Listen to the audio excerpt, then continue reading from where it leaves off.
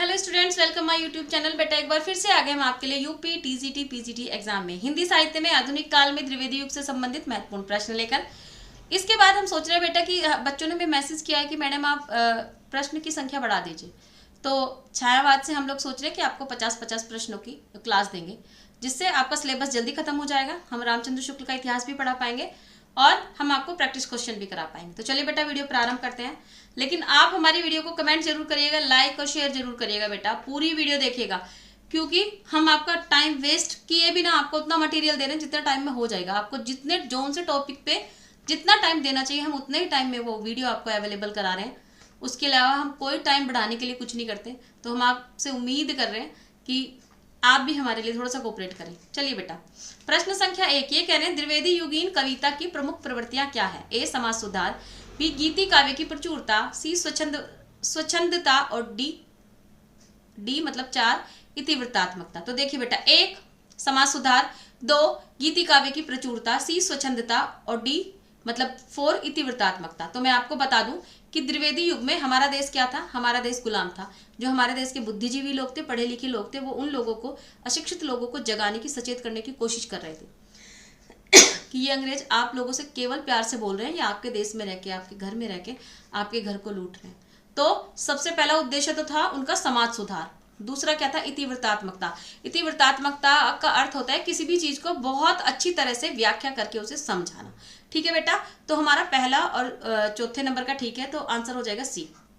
ठीक है, चलिए प्रश्न संख्या 2 द्विवेदी युग का नामकरण किसके नाम पर हुआ है। ए शांति प्रिय द्विवेदी, बी आचार्य महावीर प्रसाद द्विवेदी, सी आचार्य हजारी प्रसाद द्विवेदी और डी डॉक्टर राम अवध द्विवेदी। तो बेटा द्विवेदी युग का नामकरण किसके आधार पर हुआ है, आचार्य महावीर प्रसाद द्विवेदी। और महावीर प्रसाद द्विवेदी ने 1903 ईस्वी में सरस्वती पत्रिका का संपादन किया था। किसका सरस्वती पत्रिका का संपादन किया था। प्रश्न संख्या 4 अब ये कह रहे हैं द्विवेदी युग के किस कवि ने अपना पूरा काव्य ब्रज भाषा में लिखा है। ए अयोध्या सिंह उपाध्याय, बी जगन्नाथ दास रत्नाकर, सी मैथिली शरण गुप्त और डी गया प्रसाद शुक्ल नहीं। देखिए बेटा, काव्य ब्रज भाषा में लिखना संभव नहीं था, लेकिन द्विवेदी युग में खड़ी बोली आ चुकी थी। लेकिन उसके बावजूद भी जगन्नाथ दास रत्नाकर ने अपना संपूर्ण काव्य ब्रज भाषा में ही लिखा है। बी विकल्प बिल्कुल सही है। प्रश्न संख्या 4 द्विवेदी युग का एक और नाम है। ए संक्रांति काल, बी संधि काल, सी जागरण सुधार काल और डी गद्य काल। तो बेटा द्विवेदी युग का जो एक और नाम है वो है जागरण सुधार काल। सी विकल्प आपका बिल्कुल सही है। प्रश्न संख्या 5 द्विवेदी युग का वह साहित्यकार जिन्हें कविता कामनी कांत, भारतेंदु प्रज्ञेंदु, साहित्य सुधाकर उपाधि से विभूषित किया गया था, वे है नाथुराम शर्मा शंकर, बी भारतेंदु हरिश्चंद्र, सी रामधारी सिंह दिनकर, डी सूर्यकांत त्रिपाठी निराला। तो वे है बेटा नाथुराम शर्मा शंकर।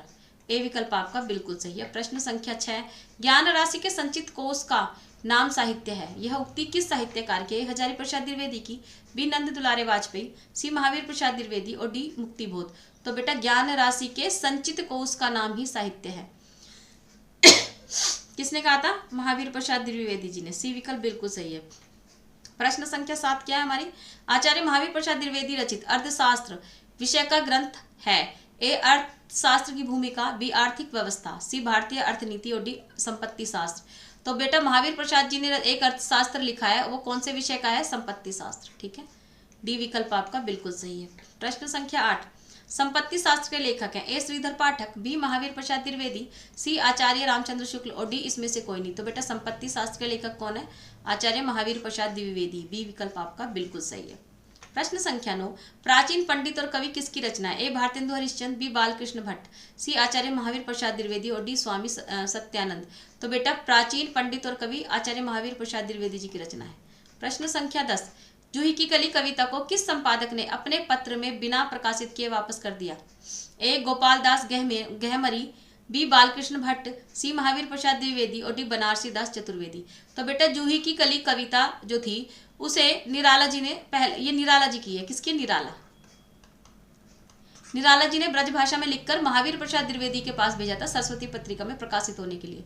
तो महावीर प्रसाद द्विवेदी जी ने ये कह के लौटा दिया कि अब इसे आप साधु भाषा में लिखिए। ठीक है, सी विकल्प आपका बिल्कुल सही है। प्रश्न संख्या 10 निराला की कविता जूही की कली को किस संपादक ने बिना प्रकाशित किए वापस कर दिया। ए श्याम सुंदर दास, बी बाल मुकुंद गुप्त, सी प्रेमचंद और डी महावीर प्रसाद द्विवेदी। तो बेटा किसने किया था, महावीर प्रसाद द्विवेदी। डी विकल्प आपका बिल्कुल सही है। प्रश्न संख्या 12 12, अंतःकरण की वृत्तियों के चित्र का नाम कविता है, किसने कहा है? ए भारतेंदु हरिश्चंद्र, बी महावीर प्रसाद द्विवेदी, सी श्याम सुंदर दास और डी रामचंद्र शुक्ल। तो बेटा अंतःकरण की वृत्तियों के चित्र का नाम कविता है, ये किसने कहा? महावीर प्रसाद द्विवेदी जी ने। बी विकल्प बिल्कुल सही है। प्रश्न संख्या 13, इसमें से कौन द्विवेदी युग का कवि नहीं है? ए अयोध्या सिंह उपाध्याय हरिओद, बी सोहन लाल द्विवेदी, सी राम नरेश त्रिपाठी और डी मैथिली शरण गुप्त। तो बेटा सोहन लाल द्विवेदी जी द्विवेदी युग के कवि नहीं है। प्रश्न संख्या 14, निम्नलिखित में से कौन द्विवेदी युग का कवि नहीं है? ए अयोध्या सिंह उपाध्याय हरिओद, बी गोपाल शरण सिंह, सी लोचन प्रसाद पांडे और डी रांगेय राघव। तो द्विवेदी युग के कवि कौन नहीं है बेटा? रांगेय राघव। डी विकल्प आपका बिल्कुल सही है। प्रश्न संख्या 15, द्विवेदी युग के सर्वश्रेष्ठ प्रगीतकार माने जाते हैं? ए रूप नारायण पांडे, बी लोचन प्रसाद पांडे, सी मुकुटधर पांडे और डी इनमें से कोई नहीं। तो बेटा सर्वश्रेष्ठ प्रगीतकार कौन है? मुकुटधर पांडे। सी विकल्प आपका बिल्कुल सही है। इस क्वेश्चन को ठीक है। प्रश्न संख्या 16, छायावाद का पूर्वाभास किस कवि की रचनाओं में प्रकट हुआ है? ए मुकुटधर पांडे, बी रूप नारायण पांडे, सी लोचन प्रसाद पांडे और डी श्याम नारायण पांडे। तो बेटा छायावाद का पूर्वाभास जिसकी रचनाओं में मिला है वो है मुकुटधर पांडे। ए विकल्प आपका बिल्कुल सही है। पूर्वाभास का मतलब होता है बेटा प्रकृति चेंज होना, धीरे धीरे प्रकृति जब चेंज होती है तभी तो हमारा युग बदलता है ना। तो वैसे ही कविता उनकी रचनाओं में चेंज आने लगा, परिवर्तन आने लगा, तो युग बदलने का जो आभास था वो मुकुटधर पांडे की कविता से ही हुआ था। आचार्य शुक्ल के रचना से, आचार्य शुक्ल के अनुसार स्वच्छंदवाद के प्रवर्तक हैं? ए मैथिली शरण गुप्त, बी राधा कृष्ण दास, सी श्रीधर पाठक और डी अयोध्या सिंह उपाध्याय हरिओद। तो बेटा आचार्य शुक्ल ने कहा है स्वच्छंदवाद के प्रवर्तक कौन है? श्रीधर पाठक। सी विकल्प आपका बिल्कुल सही है। प्रश्न संख्या 18, निम्नलिखित में से कौन सी रचना द्विवेदी युग की नहीं है? ए वैदेही वनवास, बी भारत भारती, सी उद्धव शतक और डी आंसू। तो बेटा आंसू द्विवेदी युग की नहीं है, जयशंकर प्रसाद की है, प्रसाद की है। और ये किस युग के थे? छायावादी युग के, छायावादी युग के थे। कौन? जयशंकर प्रसाद। और आंसू जयशंकर प्रसाद की रचना है। प्रश्न संख्या 19, गोल्ड स्मिथ की काव्य रचना का एकांतवासी योगी शीर्षक से किस रचनाकार ने काव्य अनुवाद किया था? ए श्रीधर पाठक, बी भारतेंदु हरिश्चंद्र, सी रामचंद्र शुक्ल और डी राधा कृष्ण दास। तो बेटा किसने किया था? श्रीधर पाठक ने। ए विकल्प आपका बिल्कुल सही है। प्रश्न संख्या 20, गोल्ड स्मिथ की कृति ट्रैवल का अनुवाद किसने किया? ए रामचरित उपाध्याय, बी राम नरेश त्रिपाठी, सी श्रीधर पाठक और डी ठाकुर गोपाल शरण सिंह। तो बेटा किसने किया था? श्रीधर पाठक ने। सी विकल्प आपका बिल्कुल सही है। हमने आपको पूरे 20 प्रश्न पढ़ा दिए बेटा। मैं उम्मीद कर रही हूँ कि आपको हमारी वीडियो पसंद आएगी। यदि आपको हमारी वीडियो पसंद आई है तो इसे लाइक करें, शेयर करें, हमारे चैनल को सब्सक्राइब करें। मिलते हैं अगली वीडियो में। नमस्कार।